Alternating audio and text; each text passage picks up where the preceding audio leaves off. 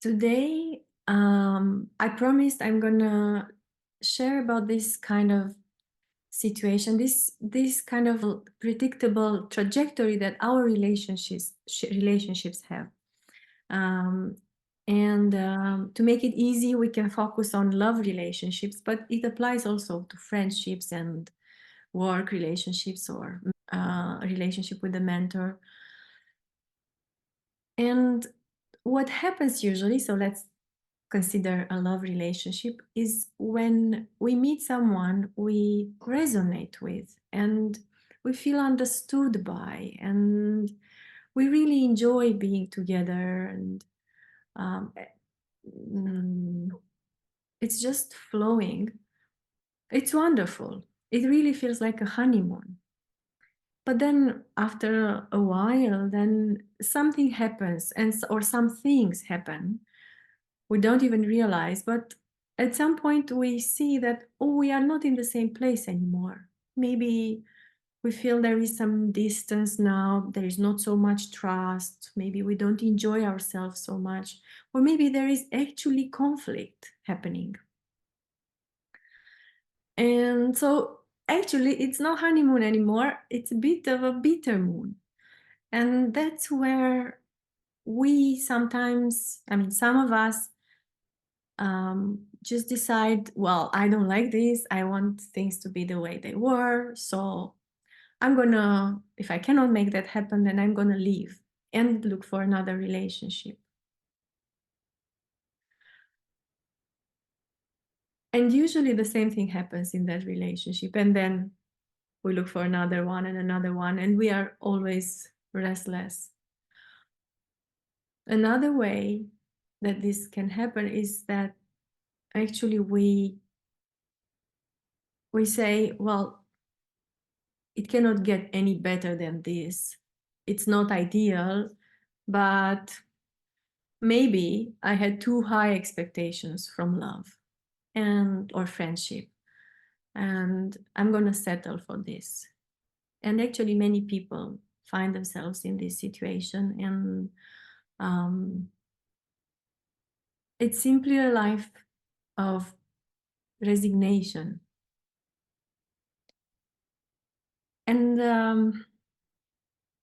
my message today, maybe the one message that I want to convey today, is that we don't need to settle, and we also don't need to run from one relationship to another. Love and connection and intimacy is possible now, in this moment, in this relationship. And also deep connection and deep intimacy. It's in my experience, relationships never stay the same, it's true, but they don't have to erode, they don't have to be on a slippery slope downwards. They usually, if we know what to do, they actually become more connected, more intimate. So they never stay the same, but it's not that they go downhill, they actually go uphill.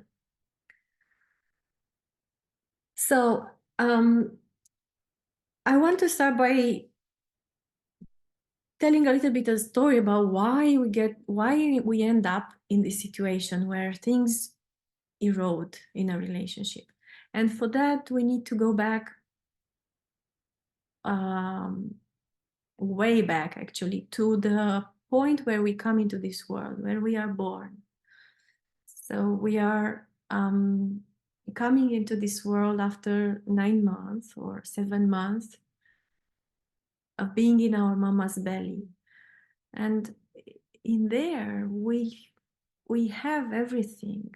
We actually are in a bit of a heaven, in bliss all the time. We just relax, basically, and we receive whatever we need. We don't even need to ask or to lift a finger for it, it just comes. And so when we come into this world, it's so natural that we come with full trust that our needs are going to be met, our needs are going to be fulfilled, because this is how it's been for us. So we are full of trust. And I want to say, we are also full, I don't know, you probably watched kids, I don't know, maybe you even have. Um, we are also very honest, very sincere when we are babies, little children. It's very clear what we like and what we don't like. It's very clear when we need something, when something is not comfortable for us. It's also very clear who we like, who we don't like. Very honest, very direct too. And also very open. And for me, openness, it's about being curious. It's about being, so it doesn't mean that we like everyone around us and everything. It just means that I'm curious. Whatever life puts in front of me, I'm just curious to learn. And then maybe I like, maybe I don't like, but I am for sure open. I'm curious. So I come like this. And we also have lots of needs. I don't know, again, if you reflected on it, probably you did. But we have so many needs. It's really incredible. We definitely need food and shelter and to feel safe. But also we have a big need for love. And love is really like nourishment for us. It's like there were studies where we could see that babies who had all the basic stuff, but they didn't have love, actually they didn't survive. So love is a big thing. And also it has many, many sides. So love means to be, when we come into this world, that we are wanted, that we are welcome in our family. It means also to be looked at with loving eyes, to be talked to with a loving voice, to be touched with a lot of sensitivity. It means also um, to be seen in our emotions when we are sad or afraid or tired, that somebody notices that, and and also even tell it to us. Oh, you're sad, oh, you're afraid, because we don't know. When we come into this, what is this that I'm feeling? I have no idea. I need a parent actually to tell me, oh, you're sad.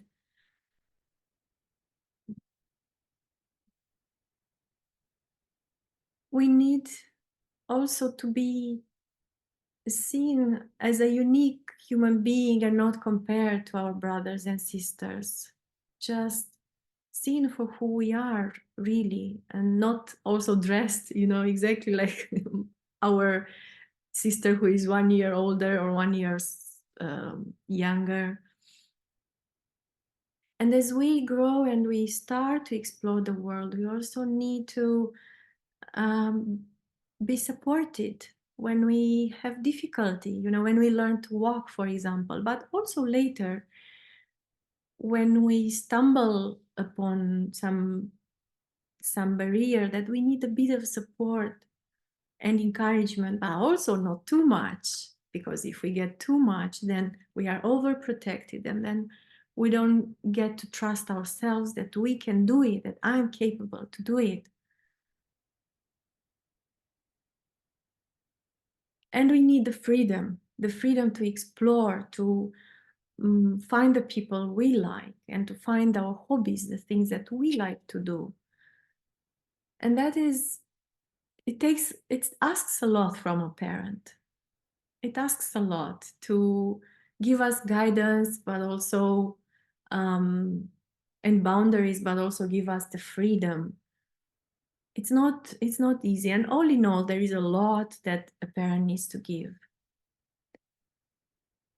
It's a tall order for any parent, and the reality is that most people, because they are just human beings, they are not they are simply not capable to give all these things to a child. And of course, there are situations where it's clear that the needs are not met because there is abandonment, you know.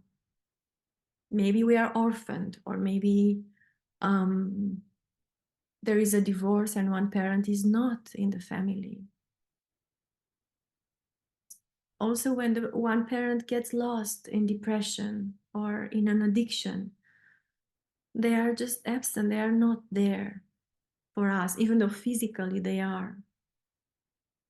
Or they have a job where they need to be there for for a long time, and even when they come home, they are not present. And also there are situations when there is actual abuse, like there is verbal abuse or physical abuse or even sexual abuse. So these are obvious situations where we don't get what we need. But there is also something which we don't realize, even in the most normal family situations, what they call normal or even golden childhoods, we don't get all that we need. We don't. I mean, as much as we'd like to, maybe to hang on to a picture of a very beautiful, very, yeah, amazing childhood, it's simple, it's very easy that we don't get what we need. And that is because, I mean, it can be because, for example, the mother is overwhelmed by motherhood and by being a wife, and she cannot handle the household, and then she doesn't have the space to give for a child. Or it could be that our parents didn't receive what they needed as children. They didn't receive enough love, so then they come into parenthood empty, like empty vessels. There is nothing to give, and actually ask for a child to give, which often happens. And that's again a situation in which is not ideal, in which we as children, we don't get to be seen and to be heard and to have our feelings validated, and to have parents talking to us in a loving, kind way. Or it could be that our parents are just um, afraid to be parents, or simply afraid of life. And then they come with this anxiety. So they just, either they are not there with us because they are preoccupied by their own worries, or they are there, but they are there in a very controlling way. They control our every move, and then we don't have the space to grow. We don't have the freedom that we need at some point. So there are different ways in which we can get that our needs are not fulfilled. And one thing which happens in that situation is that we get wounded. It's hurtful. It's really painful for a child not to have these things, because, like I said, for him or for her, this is love. And love is like air, is like food. So it's really painful for a child to not get these things. And that, yeah, we call wounds. And I'm sure you're aware with the concept of being wounded and growing up and carrying these wounds with us. But what I want to talk now about is that we are very intelligent as kids. We are really so smart. We figure out, okay, if I'm not going to get it, just by me being me, just by me needing, just because I need something, in the belly, just by needing it was already given. But as a baby, as a child, sometimes, yeah, we notice, oh, just by needing, I'm not getting it. So then we learn to adapt. And we learn to get these things that we need in an indirect way. We learn to get attention and love and acceptance and appreciation and freedom. We learn to get these things by in two ways, or more or less, just to make it simple. One way is that we go towards that person, which in our childhood is the parent or a brother or a sister. So we go towards the person or we pull away from the person. These are the two movements that we usually make. And we go toward the person in a negative or in a positive way, we can call it. But actually, in the end, they are both negative, but it looks like that. So in the negative way, in the sense that we learn to scream. We learn to put the fist in the table and say, I want this. We learn to throw a tantrum. We learn to demand. We learn um, to, to criticize, to judge, to put down. And that's the attack. Another way we ask for what we need or get what we need is that we go towards the other person in a sort of positive way, which is we start serving that person. We start, as a child, we are often told you need to be a good girl or a good boy. And we actually, some of us tried to do that. Good grades in school, awards, sport performance, or being good in the house, supporting the mother, the father, maybe even babysitting for the brothers and sisters, putting everyone else before ourselves, looking and being alert what they need, and kind of training ourselves to give them what they need, and sacrificing ourselves and compromising. So that's going towards the person. Pulling away from the person is usually where we are trying to protect ourselves somehow, and we are closing in and shutting the other person out. We withdraw. It's the usual silent treatment kind of behavior. And often it turns into being and feeling and behaving like a victim, like, oh, you're hurting me, I'm suffering here. And we can get a lot by playing this role. We can actually get a lot of attention. We can get a lot of understanding and also sometimes freedom. And there are other ways, maybe don't fall in any category, like we intellectualize everything and we have a theory and we explain, this is what a parent does, this is what we do in a relationship. If I do this, then I don't know why you don't do that. And there is always a theory. And some people get really good at that. So these are adaptations. These are things which we learn to implement, to use in the relationship with the parents. There is another one which I wanted to mention. One thing which sometimes happens in a family is that the parents are not understanding each other. They are not in a good relationship. And for a child, that is instability. That is a lack of safety. The child doesn't feel safe in that situation.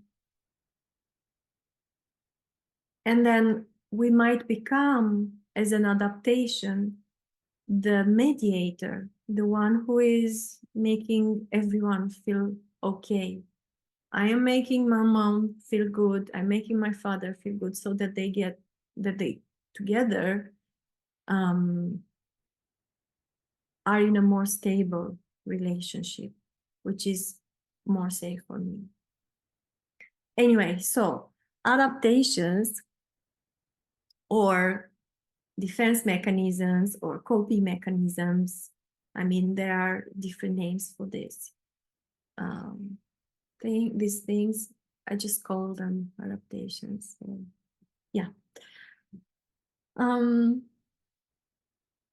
Now we are now finally getting to the core of the topic of today. What happens when we go into a relationship?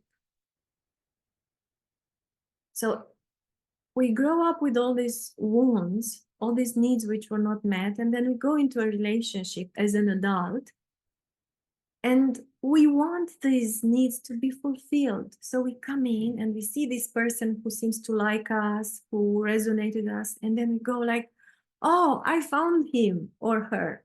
This is the one who's going to give me everything which I didn't get as a child. And we do this unconsciously. It's not that we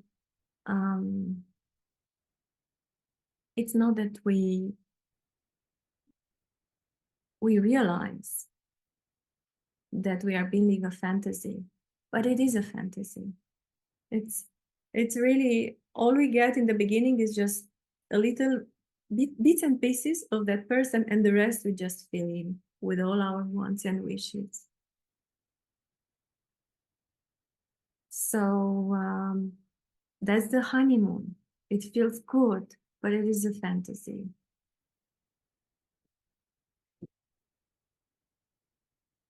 And then as we get close to each other, then we start noticing, oh, this other person actually doesn't give me what I want, doesn't give me what I need. Oh, there, he didn't understand me. Here, he doesn't support me. Or here, it seems that he wants to control me. So we notice these things. And then what we do is we start implementing our adaptations. So we start doing what we learned. We start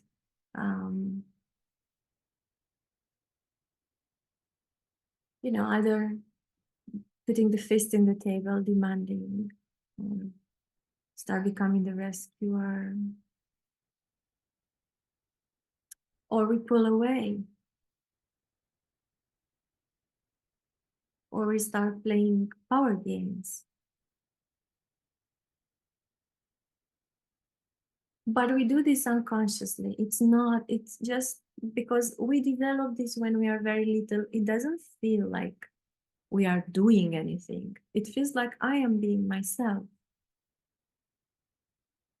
But we are not. We are actually putting up a front. It's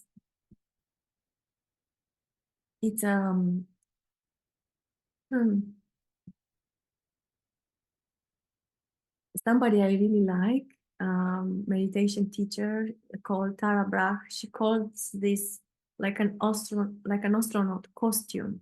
It's like we put on this coat of a rescuer, or we put this coat of being a bully, being controlling, being demanding, or we put this coat as a victim. And it's just a coat. It's not us. We are walking with this thick layer around us. And this thick layer is felt on the other side as a separation, as a wall. It's just felt as inauthentic. And the other person can feel we are not there. So guess what? They also start with their own adaptations, and they also wear a costume. And in the end, so we started out as the relationship as open and happy and wonderful and spontaneous, and we end up with this wall talking to a wall, or astronaut costume talking to astronaut costume. But we are lost, we ourselves as persons, we are not there anymore. if this is how we get in trouble in the relationships, the question, of course, is how do we fix it? Because we don't want to spend a lifetime in a relationship where we just connect through this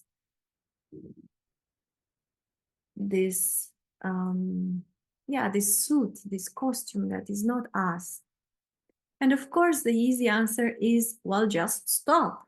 Just stop attacking the other person, or just stop rescuing the other person, or just stop pulling away. Just stay there, stay in the relationship, stay in the trouble, and talk through the trouble. But if you have a pattern, you notice it and you try to stop, it's easier said than done. And it's also the case here.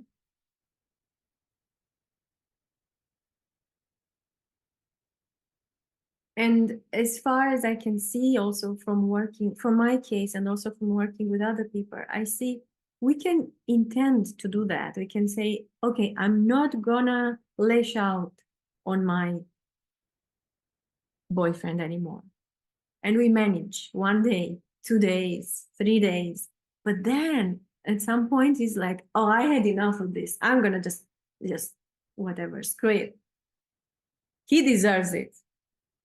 It's not comfortable actually to sit in the void which is created by not using our adaptation, our style of relating. And the reason for it is actually that if we go back to what we were talking 20 minutes ago, there is a wound there. There is a wound. So this adaptation started in a moment when we got hurt. So let's take a simple example. For example, as a child, my sadness is not accepted in my family.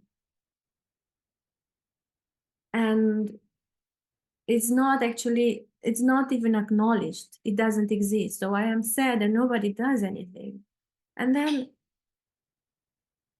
me as a child, I adapt by starting to scream and to say, hey, I'm pulling at the adults around. I'm sad here. Do something. So in that moment, when I am hurt that my sadness is not seen, that's when I develop the adaptation. And this pretty much looks like this. I want to, let's see if I can manage to make a drawing. So let's say this is us when we come into this world, pure and full of trust, full of joy, full of spontaneity. And then we get hurt, yeah? So the people around us don't acknowledge that we are sad. And we get a hurt here. It really registers like a hole inside of us. That's the wound. And then we learn to scream, let's say. For me, that is like it's like covering the wound with a leaf. It's not a bandage. I want to say it's not a bandage because a bandage would help the wound heal. It's a leaf, and I would say it's a dirty leaf because it doesn't heal. It helps for a little bit because nobody sees our wound and we don't see it, but it's there. When we don't feel seen in our sadness, we feel not loved. That's the wound, actually. And then when we go into relationships and every time we don't feel seen in our sadness or in our emotions, we scream. Yeah, so let's say this is my adaptation. I scream. Every time I do that, I just put another leaf, another dirty leaf on the top of the ones that was already there. So in the end, my wound of not having my emotions acknowledged, they just, they never heal, they just fester.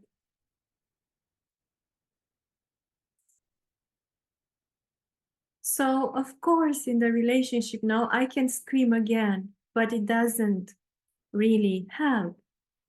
And what happens when I stop screaming is that I'm actually taking these dirty leaves off, and what is left is the wound. That's why it's so uncomfortable to be there. It's the wound that is making it really difficult because it's painful. And most of us don't know what is happening. So, what helps is really to understand that the moment I stop attacking, rescuing, pulling back, playing the victim, the moment I do that,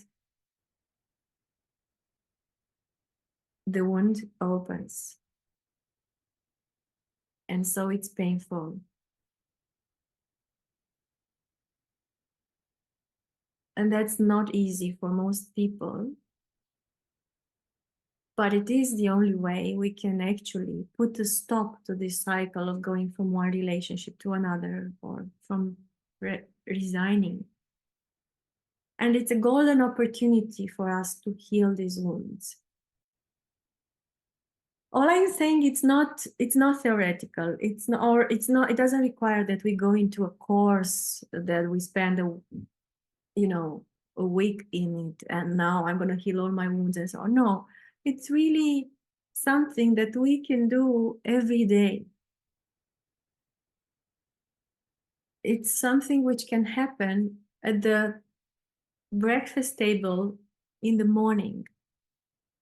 I'm sitting at the breakfast table with my boyfriend and I start saying, oh, I feel so depressed going today in the office because I have this project. I don't know where to start. I really don't know where to start and it's killing me. And then he says, honey, you know what? It's simple. You just go and do A, B, C, and it's sorted. It's fine. You're going to be fine. Don't worry. And then he stands up and goes.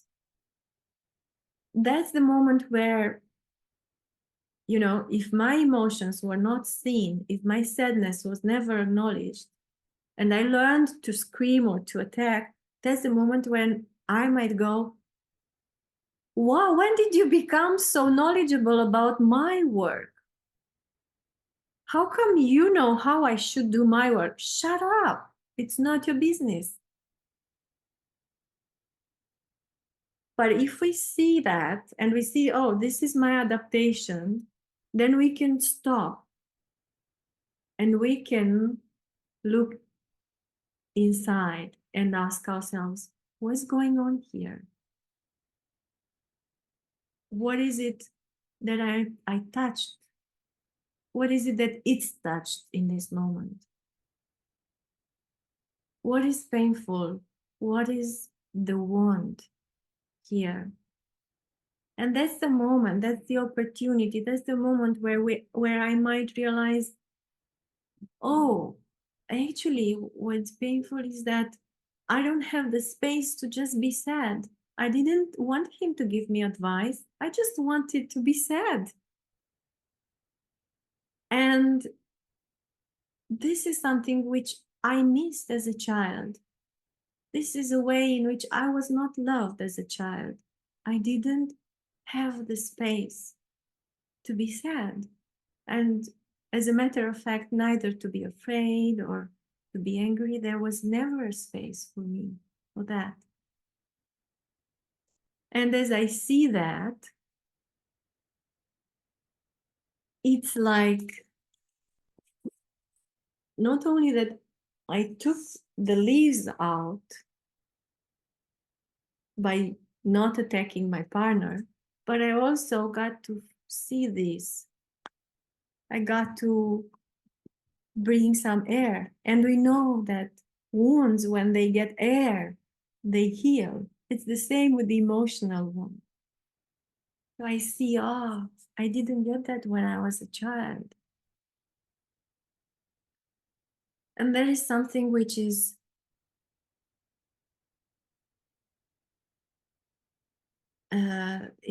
is really the beginning of the healing. I'm not saying that we heal in one event or in one